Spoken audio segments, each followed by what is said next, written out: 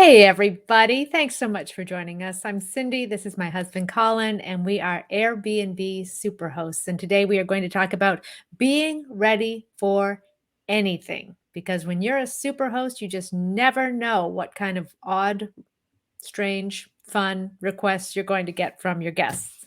So, Colin, you are better than I am actually at answering people's requests. So let's talk about how you deal with someone who messages us and says, and this happens probably 90% of the time, can I check in early and can I check out late? Go. Yeah, hi Cindy, and hello everyone, and fellow future or current Airbnb hosts or VRBO hosts.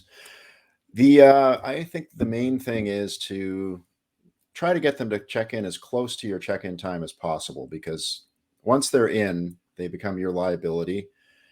They become an expense because they're going to turn the air conditioning down, especially if you're in Florida where our properties are located. So they're going to drop it from probably your away temperature of your unoccupied temperature of maybe 77 degrees down to 72, or in most cases, as low as they can go. So with that in mind, you want to have them come in as close to the regular check-in time as possible. Now, you also want them to be happy people. So if they say I'm flying in from Chicago and I'm landing at 10 a.m. and I have nothing to do and nowhere to go for 5 hours until your check-in time, and you happen to have availability at the condo that day, then I Or think the it's house okay for or the whatever it house is, or the or the condo or the tent or house. the Yeah. cave. Yeah.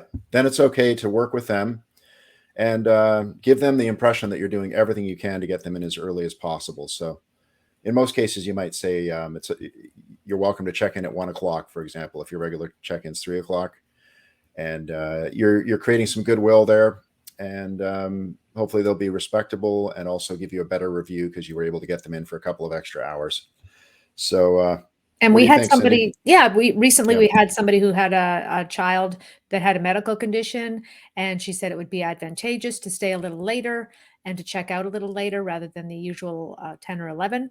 And because we didn't have anybody coming in that day, we were happy to accommodate. But when you do have somebody coming in that day, obviously, and if you're not cleaning it yourself and you've got somebody that's coming in, then you also have to show your cleaner the respect that they need to get their job done. So it all depends on the circumstances. If there's nobody coming in that day and you can accommodate somebody for a few extra hours, either way, then I'd say absolutely do it for to create goodwill and just to be a good human being.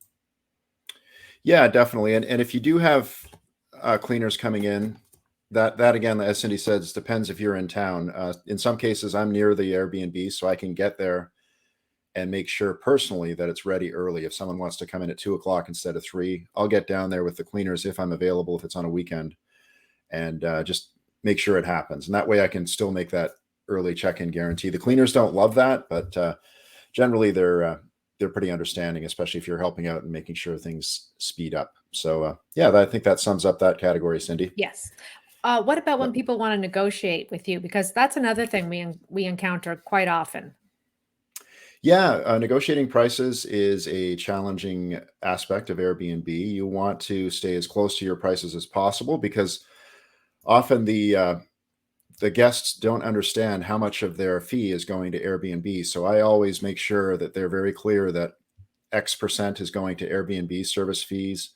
12% in our case in Florida is going to state plus county taxes. So there's 12% that they're paying extra that they may not be aware of when they see the overall price.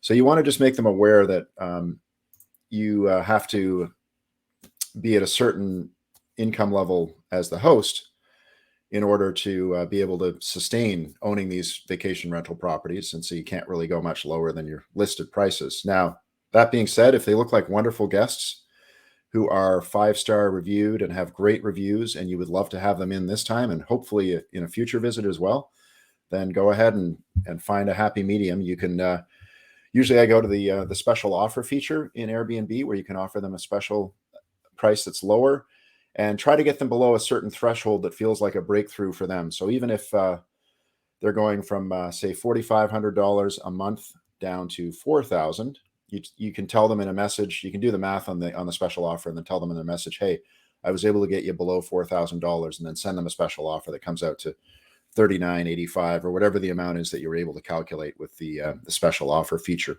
So yeah, just work with them, try to get them to a price that's sustainable. And you can also just say that's my lowest possible amount. It's already discounted in advance, and they might go for it. And if they don't, you can usually move on to another guest or even negotiate more if you feel like it. And inevitably, you're going to have somebody that's going to try to cancel at the last minute. Colin, how do you deal with that? Well, Cindy, it seems like I'm having to deal with all of these tricky issues here. You're But better at it than I am, to tell you the truth. yeah, what I Yeah. my advice for cancellations, because especially if it's close to your rental, we have a strict cancellation policy, which means that after 48 hours they can cancel the reservation, or within 48 hours of booking they can cancel the reservation. But after 48 hours they owe half of the reservation, and within a week of the renter arriving, they owe the full thing if they cancel or not. And that's by the book in Airbnb with their strict cancellation policy. We do that because if people book months and months out, they prevent other people from booking that space, and if they cancel at the last minute, you're left with no income for that amount of time. So I try to be reasonable with them. If they have a great reason for wanting to cancel within let's say it's 2 weeks out and they want to cancel and they've got a health issue, which is usually what it is, or something related to a family member that they have to take care of. In those cases, my advice for you, if you feel ethically and feel for your business that you should allow them to cancel, is to try to get them to rebook a future date. So that way you're not losing their week. So give them the opportunity to rebook, to change their booking to a future date, maybe a couple of months down the road. Ideally, let's say it was in July, which is a busy month, and they want to cancel, get them to book in October, which is a slow month, and you can get that 2 weeks filled, and then hopefully have enough time to book your own again with someone else. But the main thing is you got to make a transaction happen quickly so that your calendar is opened up. So they either have to cancel, postpone, but they can't just linger and say, oh, I don't know, because then you won't be able to rebook it because your Airbnb calendar is blocked off until they cancel or until they change their dates. Cindy? I'm clapping for you because you handled that very well. I think that concludes our how to be ready for odd or different requests, unless you can think of any others, Colin, off the top of your head. Oh, okay. There are probably quite a few. So are we just touching on that for this episode? No other topics?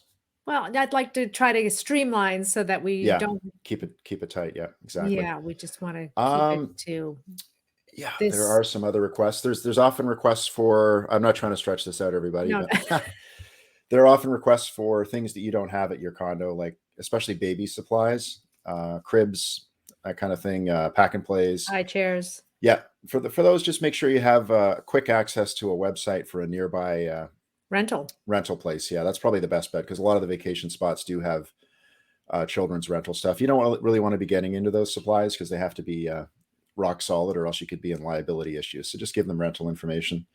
They also will ask for restaurants and bike rentals, boat rentals, that kind of thing. So just have those links really quickly available. Guests love it when you respond quickly because they're kind of often browsing around with 2 or 3 different Airbnb owners. So you want to be the ones that reply fastest with the best responses. So we have some form replies for each condo that outline the distance to a half dozen restaurants or more, and things to do. So just have those links ready. Definitely. Um, I'm sure there have been some other odd requests, Cindy. But Oh, these are the yeah. requests we get the most. Oh, did you just think of something? Just well, I was thinking of the broken stuff, but that's another episode when That is yes, we will get into that in another episode of oh, just what? yeah, I have an example one. So Oh, recently we had someone ask for they said, where's your pizza pan? And I'd actually never had that question in 8 years as an Airbnb host. So my response to that was, we don't have one, but if you'd like one, you're welcome to buy one, and we will reimburse you. Just let me know how much it costs. which we did. And they Which we bought did. a pizza pan that was that big. They bought Took a up the pizza whole pan oven. the size of a crop circle. But now we have it for future guests Yeah. forever. The only problem with a giant pizza pan is there's nowhere to store it. So it's actually currently on top of the fridge where people won't see it because it's so huge. That's true. But yeah, I think it's always good to be flexible. If people have an expectation that they should have something in the condo, you'll often get requests for blenders, which not every Airbnb condo has. But in those cases, I always suggest that they buy one nearby that they like, and leave it behind in the condo, and we'll reimburse. So that's probably the Yeah, best we've bet. done that with toasters Yep. and other things, and, that Yeah, that usually is the best way rather than running and getting it ourselves, and that that's way right. And there is a we good can way replace within the Air. chair that's broken or whatever, Yeah, like and a if people, beach chair. yeah, beach chairs, umbrellas, always, we always tell them, please pick one up next door. We tell them where they can get one and buy one quickly, because that's something they should have that we promise. And if they're broken and they buy a new one, it's there for the next guest, hopefully. Yeah, So, exactly. yeah. All right. Well, that's I managed to stretch it out beyond 10 minutes, Cindy. Although Okay, you were your goal was brevity today, but I think hopefully we touched on a couple of quick things. all good. Great Hmm. advice. Thank you, Colin, for Thank you, being, Cindy, the for man having that me on as a guest on our show. knows how to handle all requests. That's right. I do at the odd time. Colin's just a little, more attentive than I am, I think I'm a little unfortunately. customers always right approach in my case, and Cindy might be a little more blunt, which is just But I also think the customer's no, always right. you do, but your answer is a little in My my answers are it quicker than yours, might that's all. be terse would be the wrong way to describe it. I would just say short, concise, whereas mine is going to be you're going to get into a ramble about a whole bunch of different options. So guests might actually prefer Cindy's short answers in many cases, but main thing is, yeah, customers usually always right. So Yes, do they what you are, can to live they by are. that slogan. Yeah. If you have any questions for us, we've probably seen it, heard it, pretty much all of it, so feel free to, ask us questions in the comments and, give us suggestions for things you'd like us to talk about in the future. We do have a whole lot more that we are going to be sharing with you, so this is just the tip of the iceberg. So, happy hosting, everyone. Happy hosting from super hosts Colin and Cindy. Ciao. Take care. Good talking to you all. See ya.